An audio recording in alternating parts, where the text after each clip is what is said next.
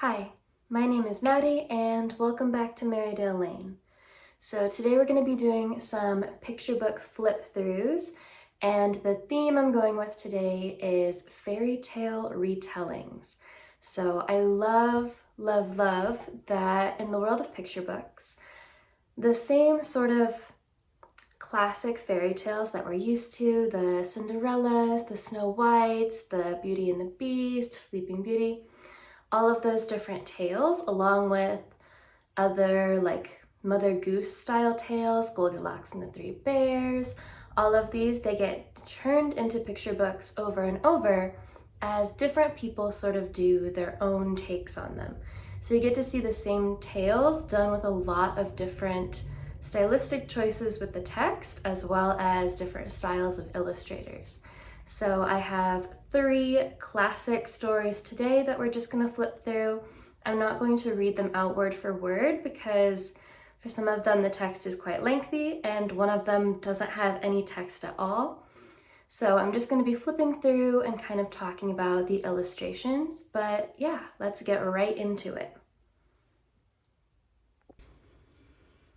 All right, so I've got 3 stories that we're going to be working through today. The first one is Beauty and the Beast. So this one is retold by Mariana Mayer and illustrated by Mercer Mayer.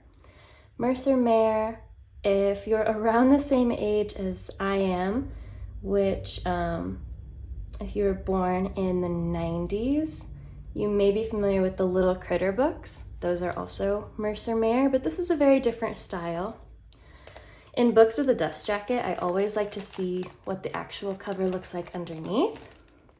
Here's this one. It's kind of this mustardy yellow cloth bound. And then I don't know how well you can see the metallic design, but it's a rose with a little creature like chomping on it with fangs. And then like the thorns of the rose. I love that little symbolic choice. Love the deep, deep red.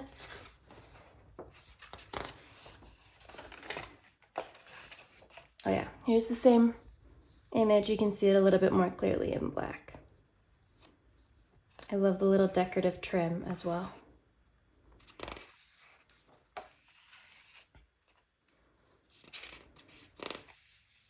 And again, I'm not reading through every word, but I do love the little decorative touches in this one.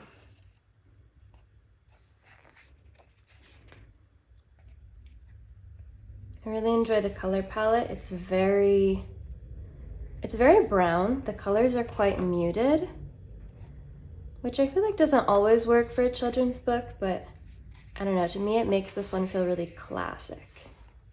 Like it feels old. I should check and see if it says what year this one was done. That's something I like to include. Oh, 1978. Okay, so this one is a little old. A little older than I expected. I'm not sure when I thought this one came out, but love this color wash through here. The details, the broken mirror.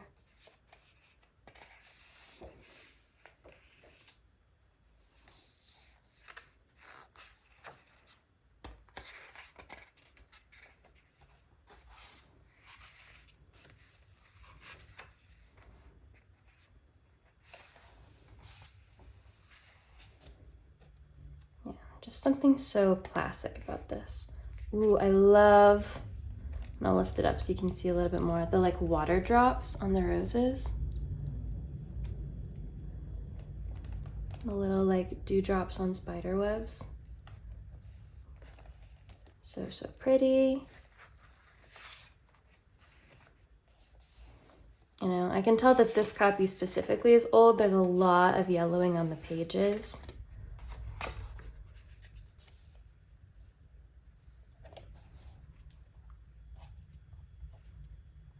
I would have loved this as a little kid because I was obsessed, as I feel like a lot of Midwestern little girls are, with horses. I loved picture books that involved illustrations of horses. This is a very interesting way they've portrayed the beast.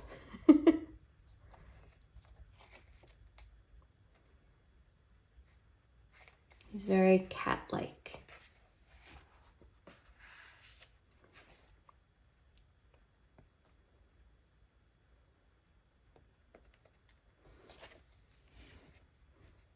I kind of just realized that I expected that they would call her Belle, but throughout the text they just refer to the princess as Beauty. It's an interesting choice. I love this illustration. I love the ornate birdcage.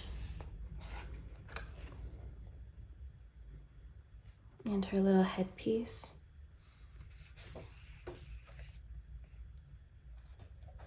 Once again, the rose.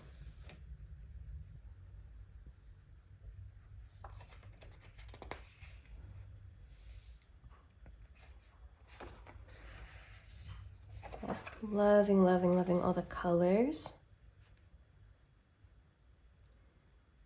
Oh, I didn't realize this like stone archway looks like the beast.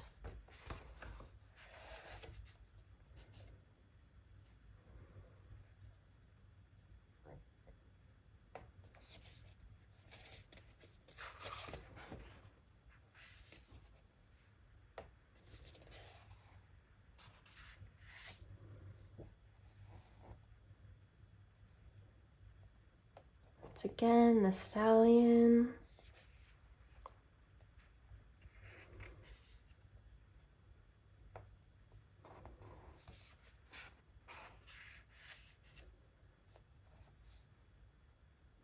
And the magic mirror. I love this little inkwork. The beast crying in the roses. Oh. It's always the like little details that get me. Here's the same image from the cover.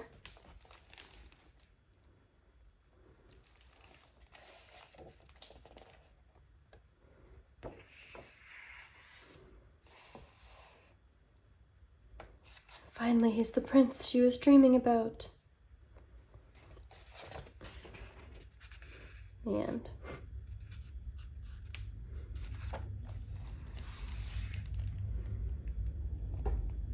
And then the same design on the back.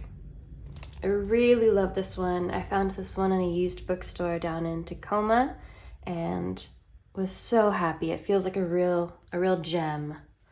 All right. On to the next one. This one is Goldilocks and the Three Bears, which is not a fairy tale that I'm like hugely fond of, but I am hugely fond of Jan Brett, who's the illustrator. And then Under the Dust Jacket, this one is just the same design. I love the end pages on this one. They're so pretty. Like I want this as a print. Jan Brett's style is just so crisp and detailed. She always puts all this extra effort into like the side panels of the illustrations. I can't imagine how much time it takes her to illustrate a book.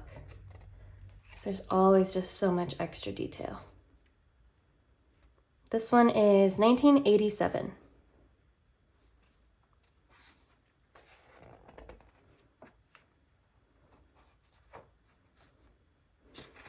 I love the way she draws fur as well. I know, funnily enough, I was just talking about picture books with illustrations of horses. Another one by Jan Brett that was truly a well-loved childhood favorite of mine is called Fritz and the Beautiful Horses. I loved the way she illustrated all the different ponies and stallions. So nice. I love the way she draws fur though. She always makes the animals look so soft. Again, all the little side details. Like, how long did it take her to do this?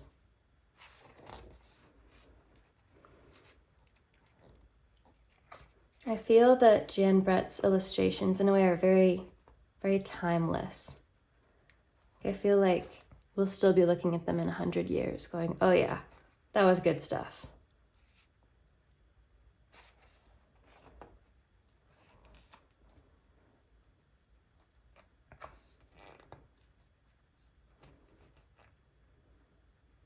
It's such an old people thing to be like, you know, like they don't make them like this anymore, but I really don't see this style of illustration very often in terms of books that have been coming out in the past few years. Seeing a lot more like looser, cartoony styles. There's something about the realism that I really do enjoy.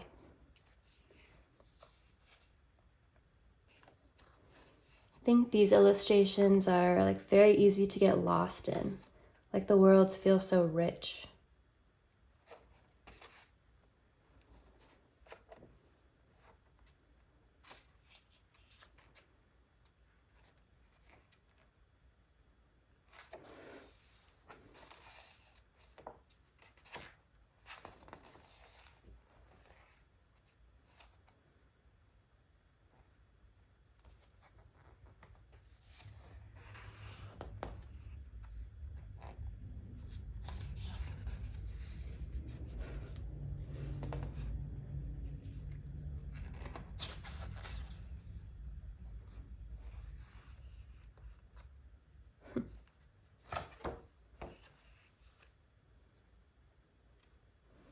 Yeah, Jan Brett has done a lot of fairy tale retellings. The Three Snow Bears, there's the Three Little Dassies. I'm not familiar with that one. Gingerbread Baby, Beauty and the Beast, and the Mitten. I would love sometime to get my hands on a copy of the Jan Brett Beauty and the Beast and compare it to the Mare one. It'd be so interesting. All right, there's Goldilocks. And then the last one of my favorite illustrators, Jerry Pinkney. I love his style. Again, it's so detailed and realistic. There's so much effort put in. This one is The Lion and the Mouse, and this one has no text. So in this one, the story is entirely told through the illustrations, which I really enjoy. I like the effect. I think that textless picture books have a lot of potential. I think they're really fun. Let's see, do we have a date for this one?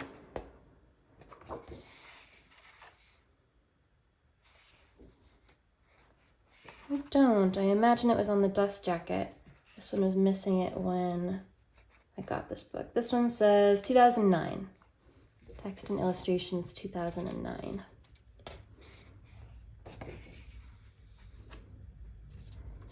We've got the little mouse running from the owl. Love the watercolor. Three little ants.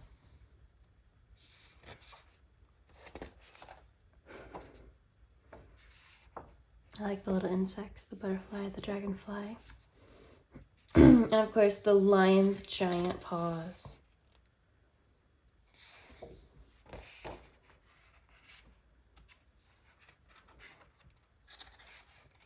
This one is not necessarily a fairy tale, but I chose it because it's one of Aesop's fables.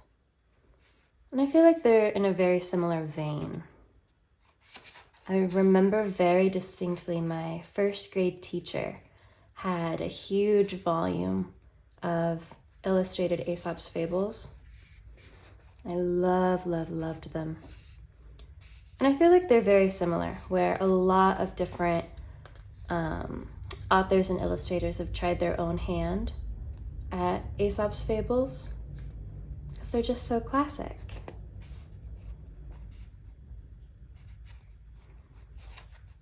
Yeah, the mouse lets the lion go. The lion gets snared in the hunter's trap.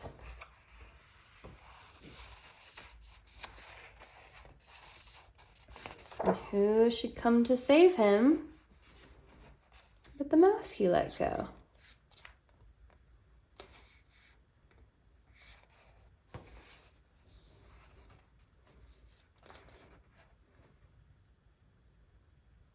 I just love all the texture.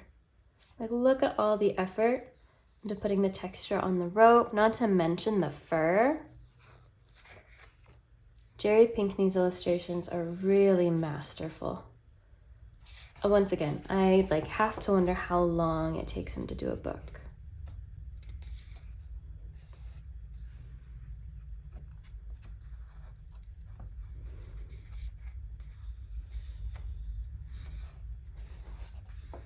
So pretty. I love how beautiful this one manages to be, even though the color palette is really limited. It's mostly orange and gray, but like the level of detail makes it so visually interesting. I like the way this is framed here, the mouse like outside of the frame. And then of course a little bit of a note about why he chose this one, and the line with all the mice. I love that the back cover is different from the front. I love those little details. And then a couple other ones I considered pulling but didn't would be my version of Princess Tales, which involves a retelling of a lot of different classic princess stories, as well as Thumbelina. But I didn't pull them because on my channel page, if you go back just a couple of videos, you should even be able to see them in the thumbnail, but I already did a flip through of those, so I didn't want to repeat those. But yeah, just wanted to share a couple of favorite fairy tale picture books. I hope you enjoyed this flip through, and I'll see you guys in the next one. Thanks so much for joining me. Bye!